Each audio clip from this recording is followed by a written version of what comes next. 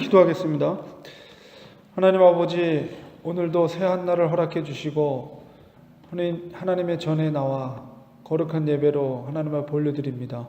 주님, 이 시간 저희들에게 신령한 은혜를 베풀어 주시옵소서. 우리의 마음과 정성을 올려드리는 예배 가운데 주님 영광 받아주시고 저희들 10년 가운데 하나님을 향한 소망과 기쁨이 충만한 복된 예배 시간이 될 수 있도록 하나님 도와주시옵소서.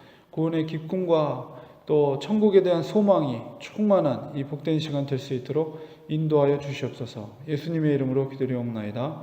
아멘. 오늘 하나님 말씀은 누가복음 20장 41절에서 47절까지 말씀 보겠습니다. 예수께서 그들에게 이르시되 사람들이 어찌하여 그리스도를 다윗의 자손이라 하느냐. 시편에 다윗이 친히 말하였으되 주께서 내 주께 이르시되 내가 내 원수를 내 발등상으로 삼을 때까지 내 우편에 앉았으라 하셨도다 하였느니라. 그런즉 다윗이 그리스도를 주라 칭하였으니 어찌 그의 자손이 되겠느냐 하시니라. 모든 백성이 들을 때 예수께서 그 제자들에게 이르시되 긴 옷을 입고 다니는 것을 원하며 시장에서 문안받는 것과 회당의 높은 자리와 잔치의 윗자리를 좋아하는 서기관들을 삼가라. 그들은 과부의 가산을 삼키며 외식으로 길게 기도하니 그들이 더 엄중한 심판을 받으리라 하시니라. 아멘. 예수님께서는 오늘 본문 속에서 특별히 서기관들이나 종교 지도자들에 대해서 가지고 있었던, 사실 그들은 구약 율법을 신봉하는 자들이죠.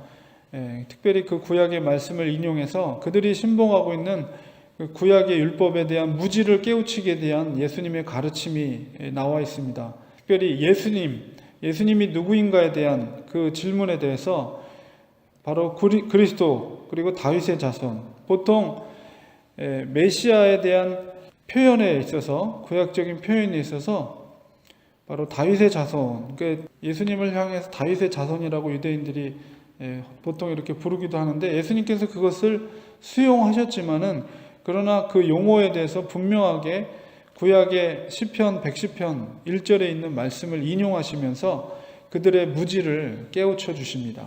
예수님이 과연 다윗의 자손이냐 아니냐에 대한 문제를 예수님께서 구약에 있는 다윗이 고백한 시편의 말씀을 인용하고 있는데요. 42절에 보면 110편 1절에 있는 말씀을 그대로 인용하고 있어요. 시편에 다윗이 친히 말하기를 주께서 내 주께 이르시되 말씀하기를, 여기서 말하는 주, 첫 번째 말하는 주는 여호와 하나님을 말하는데 그 이어지는 내 주라는 것은 바로 예수 그리스도 메시아를 말합니다. 하나님께서 메시아에게 그리스도께 말씀하시기를 내가, 여기서 나는 여호와죠. 여호와 하나님께서 내 원수를, 여기서 내라는 것은 메시아입니다. 메시아의 원수를 내 발등상, 여기서 내도 바로 메시아를 말합니다. 내 발등상으로 삼을 때까지 여기서는 여호와 하나님 오른편에 앉아 있으라 하셨도다. 이것이 다윗의 시편인데 다윗이 이렇게 고백한 것은 예수 그리스도의 부활, 내 우편에 앉아 있으라. 이것은 예수 그리스도의 부활과 승천에 대한 다윗의 메시아를 향한 예언의 말씀이다라고 예수님께서 가르침을 주고 있죠. 그래서 44절에 그런 관계 속에서 바로 다윗이 바로 메시아를, 그리스도를 바로 나의 주라고 고백하는 것을 통해서 바로 다윗도 예수님을 구주로 고백하고 있다는 것을 가르치고 있습니다. 그러면서 44절에 예수님께서 반문하는 것이 그런즉 다윗이 그리스도를 주라 칭하였으니 어찌 그의 자손이 되겠느냐. 이 말은 절대 그럴 수가 없다라는 말이죠. 그래서 예수님은 바로 그리스도가 되시고 주가 되시고 바로 다윗도 예언적인 말씀 가운데서 시편의 말씀을 통해서 주님이라고 고백되어짐으로 말미암아 바로 예수 그리스도는 엄밀히 따지면 다윗의 자손이 아니다. 다윗이 바로 주로 고백되는 바로 하나님이시다라는 것을 깨우침을 특별히 거기에 있는 종교 지도자들에게 이야기를 하고 있습니다. 그래서 예수님께서 분명한 예수님이 그리스도가 누구신가에 대한 다윗의 관계 속에서 바로 주가 되심을, 다윗의 주가 되심을 그렇게 가르치고 있는 것입니다. 그리고 나서 오히려 그 서기관들 혹은 종교 지도자들에 대해서 이중적인 그리고 인기만을 치중하는 그들의 잘못된 외형적인 외식적인 그런 지도자의 태도에 대해서 엄중한 심판을 경고하고 있는 말씀이 이어지고 있습니다. 46절에 보면 긴 옷을 입고 다니면서 긴 옷을 입고 다니는 것을 원하고, 그러니까 화려한 외모를 치장하고 또 시장에서 문안받는 것, 자기가 높은 자리에 있는 것을 스스로 이렇게 다른 사람에게 먼저 인사를 받는 것으로 표현하고, 그 다음에 회당의 높은 자리 그리고 잔치의 상석을 좋아하는 서기관들을 삼가라.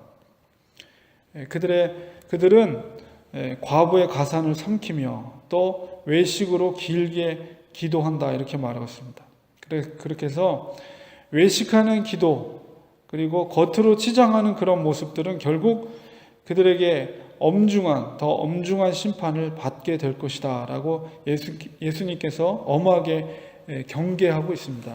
그렇기 때문에 진정 하나님이 기뻐하시는 그런 신앙의 태도를 가지고 살아가는 모습은 무엇이냐라고 했을 때, 정말 진리를 가슴에 품고 사는 사람은 마땅히 진리의 삶을 살아야 하는 것이 마땅한 것입니다. 그렇기 때문에 외식하는 모습이 아니라 정말 겉과 속이 동일하며 항상 겸손한 자리에 서서 남을 섬기는 자리에 있는 것이 진정한 그리스도인의 모습이요, 하나님이 기뻐하시는 삶의 태도를 가지고 살아가는 자의 모습이라는 것을 예수님께서 분명하게 말씀하고 있는 것입니다.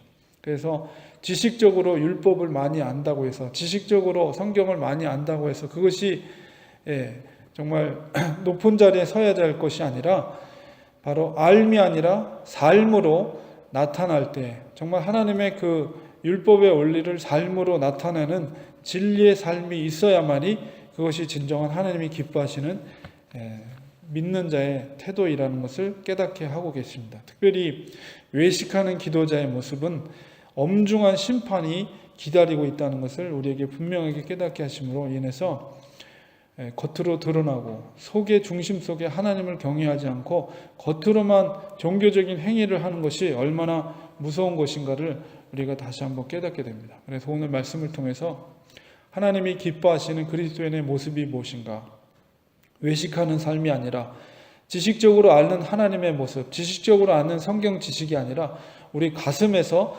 하나님의 말씀에 순종하고 우리 삶 가운데 진리를 선포하고 또 나타내는 삶이야말로 하나님이 기뻐하시는 신앙인의 모습, 믿음의 모습, 그리스도인의 모습이라는 것을 우리가 깨닫고 또 그렇게 살아가는 오늘 하루가 되어야 되겠습니다. 우리 기도하겠습니다. 하나님 아버지, 오늘 말씀 속에서 구약의 율법을 많이 알고 있었던 서기관들이나 종교 지도자들에 대해서 예수님이 누구인가에 대한 분명한 다윗과의 관계 속에서 말씀을 하고 계십니다. 바로 예수님은 구주가 되시고 참 우리의 삶의 주권을 갖고 계신 하나님 되심을 바로 참된 교훈을 통해서 우리에게 가르쳐주고 있습니다. 하나님, 우리의 진리를 우리 가슴에 품고 사는 자들은 겉으로 드러나는 입술만의 그런 진리의 고백이 아니라 우리의 전 생애를 통해 우리의 가슴 속에서 우러나오는 삶을 통해서 나타내는 진리를 나타내는 그런 자가 바로 참된 그리스도인의 모습임을 우리가 깨닫게 됩니다. 외식적인 기도를 하는 것이 중요한 것이 아니라 우리의 인격적인 삶을 통해서 하나님의 진리를 나타내는 그런 모습이야말로 진정 하나님이 기뻐하시는 우리 그리스도인의 삶이라는 것을 우리가 깨닫게 됩니다. 우리가 세상 가운데서 바로 그러한 온전한 그리스도인으로서의 삶을 살아가는 우리가 되게 하시고 오늘 하루가 될 수 있도록 하나님 도와주시옵소서. 예수님의 이름으로 기도리옵나이다. 아멘.